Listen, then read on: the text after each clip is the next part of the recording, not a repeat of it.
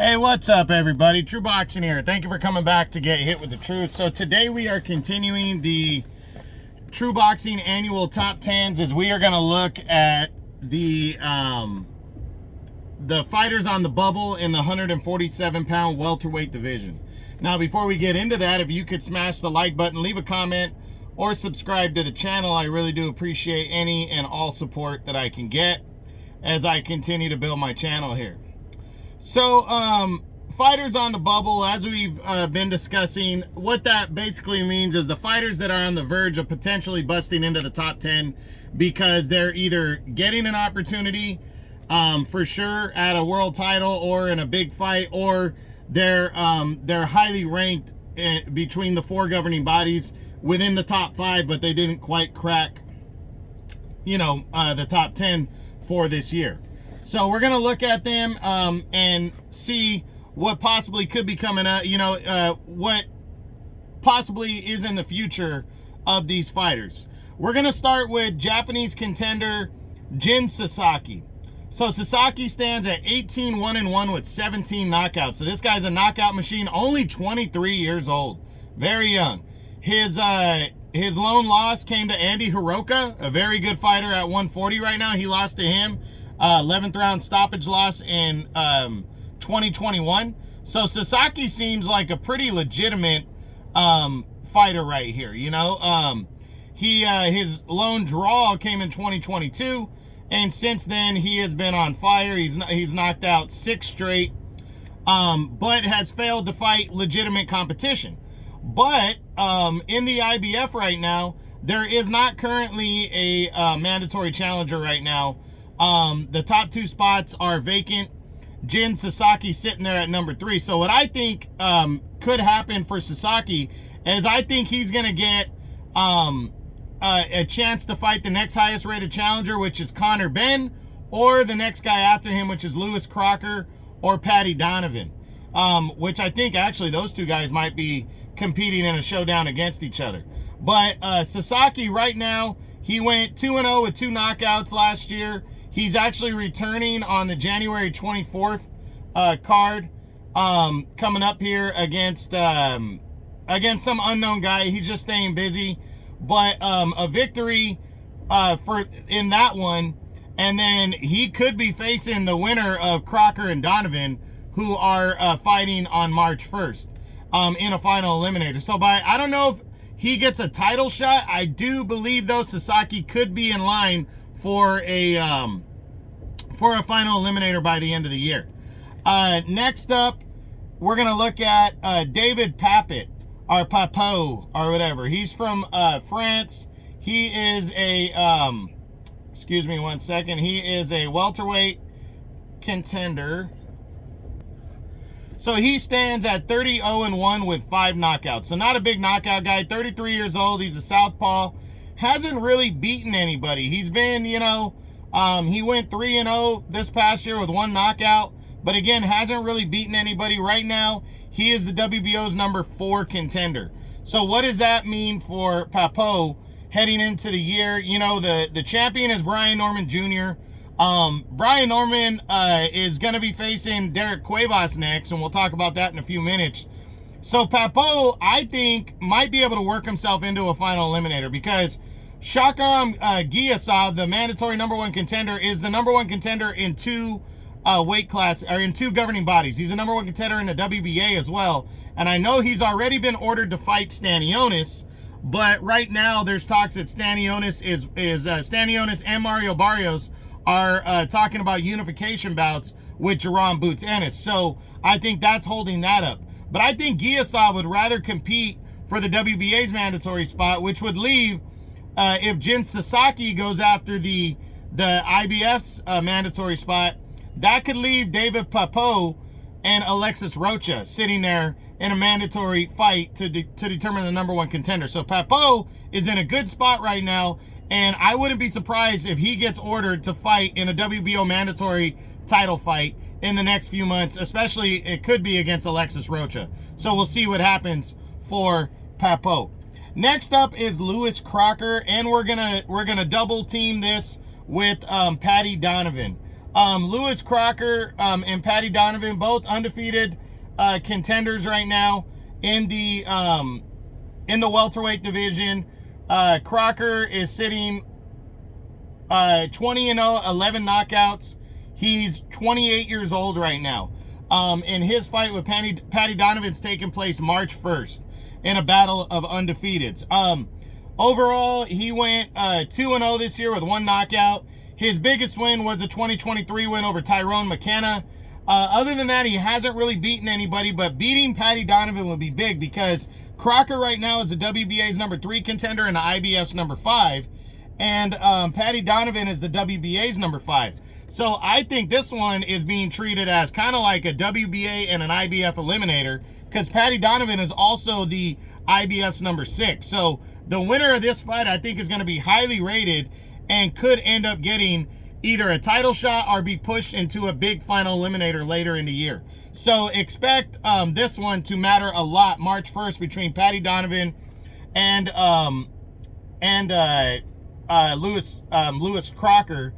Donovan, again, 14-0, 11 knockouts. He's 25 years old. He's a southpaw. He stopped Lewis Ritson last year and went 2-0 with 2 knockouts. So this is going to be a fun one. Ireland versus the UK. Ireland versus versus England in a battle of in the UK right there. So that should be good. I'm looking forward to seeing those two guys chuck on March 1st to determine who the top dog is. Next, we're going to look at Shakram Giasov, who is a highly rated contender right now and is trying to move himself in line, trying to get himself a world title shot. That he's already a mandatory. He's 16-0 at 9 knockouts. He's from Uzbekistan. He's 31 years old. He knocked out Pablo Cesar Cano, or got a technical decision over Pablo Cesar Cano. That was his biggest win. Went 2-0 this last year, but also got like a split decision win over a guy named Miguel Parra, who's not a big name, but he's trying to line himself up. He's already been ordered for a mandatory shot against Imantas Stanionis, as Giasov is the number 1 ranked contender in both the WBA and the WBO. I think at the very least he's going to get a final eliminator if the fight with Stanionis doesn't happen. Right now the talk is that Stanionis and Mario Barrios, the WBA and WBC champions, are talking about a potential unification bout with Boots Ennis. Whichever way that goes, which right now I'm leaning towards it's probably going to be Barrios because he's the bigger name. Whichever way that goes, if it is Barrios, I think Stanionis would likely make his mandatory to get it out of the way against Giasov, because again, that fight's already been ordered. Barrios has not been ordered to make a mandatory at all. So I believe it's Stanionis will take on Giasov next, and that's going to be Giasov's major opportunity right there. We're going to see if he could take advantage of it and become, a top contender, become a world champion. And we'll see if he gets a final eliminator, if he can lock down the world title fight, if for some reason he doesn't get Imantas Stanionis next. Next, we look at Derek Cuevas. Cuevas is a fighter who is actually in line. He's the WBO's number 6 contender. That's his highest rating right now.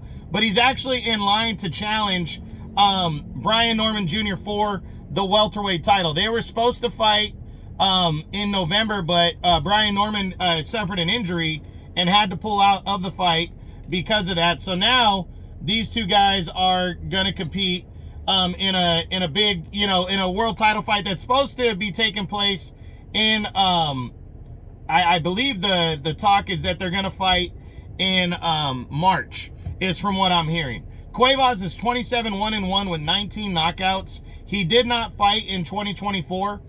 Again, he was supposed to fight, but he really hasn't done anything, and his lone defeat came back in 2020, a 6-round split decision to a guy named Damian Bonelli. But again, he hasn't really done anything. He hasn't beaten anybody significant. So it's going to be interesting to see how this guy looks against the undefeated Brian Norman Jr. for the world title. Next up, we're going to look at Frenchman Solomane Sissoko. 17-0, 9 knockouts. He's the WBC's number 1 ranked contender right now. He hasn't really beaten anybody. He was inactive in 2024. But he's still the top-rated contender in the WBC right now. So, I haven't heard anything on what Sissoko could do next.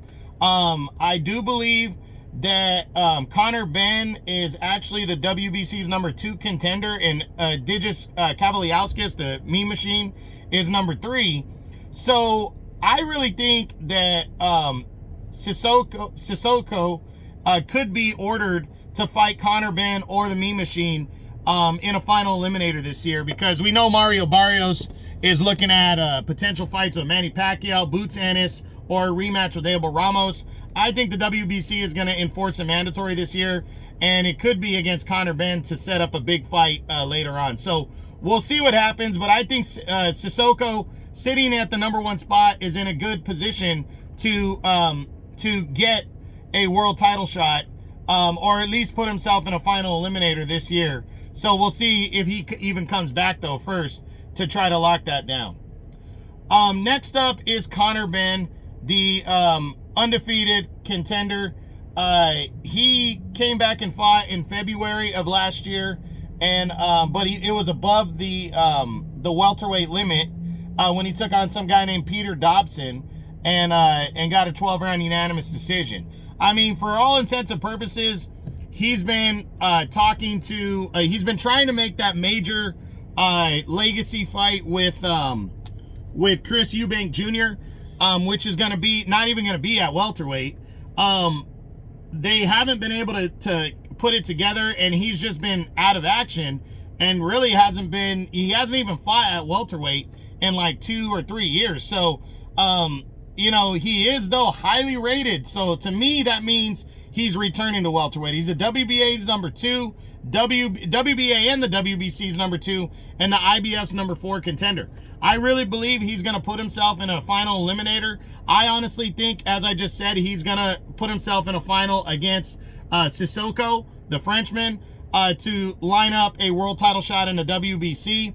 I could see him do it in the WBA as well. Maybe take on Giasov, as he's highly rated there. So it's just going to be a matter of which direction he is going to go in, following that, that law, or following his kind of somewhat inactivity. I mean, I don't really want to say he's all out been inactive, but he kind of has. He hasn't been super active, let's just say that.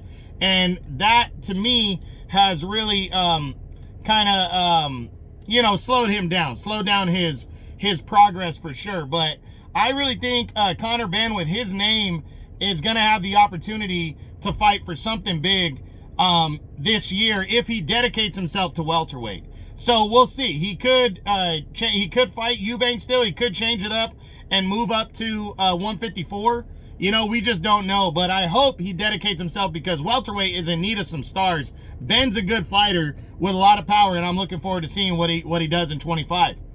And then the final fighter on the bubble in the welterweight division is former world title challenger, the Meme Machine, Digis Kavaliauskas. Kavaliauskas is the WBC's number 3 contender. He stands at 24-2-1 with 19 knockouts, but he was inactive in 2023. He didn't fight. He hasn't fought a lot, to be honest. He's fought once per calendar year outside of 2024 coming up to this year. So he fought and lost to Crawford in 2019. He defeated Mikhail Zuski in 2020. He fought and lost to Virgil Ortiz in 2021, beat a guy named Mikhail Fox in 2022, and then knocked out another guy named Jose Marufo in 2023, and then took 2024 off. So he's been around for a while now, and we'll see if he can bounce back into the picture. He's got the name, he's been in there, he's got the experience. I wouldn't be surprised if he jumps back into the mix, especially with him sitting at number 3. Again, I wouldn't be surprised if he gets ordered into a final eliminator in the WBC. I could see him fighting Conor Benn. I could see him fighting Soleimani Sissoko, the number 1 contender. So it's going to be interesting to see what the WBC does and decides to order, and if the Meme Machine is going to return to action in 2025, which I think he will. So that's it. That's what I got. Those are the fighters on the bubble for the 147-pound welterweight division. As the True Boxing annual top 10s continue as we end 2024 and enter 2025. I hope you enjoyed the video. If you did, smash the like button, leave a comment, or subscribe to the channel. I appreciate any and all support. This is True Boxing, and you've been hit with the truth.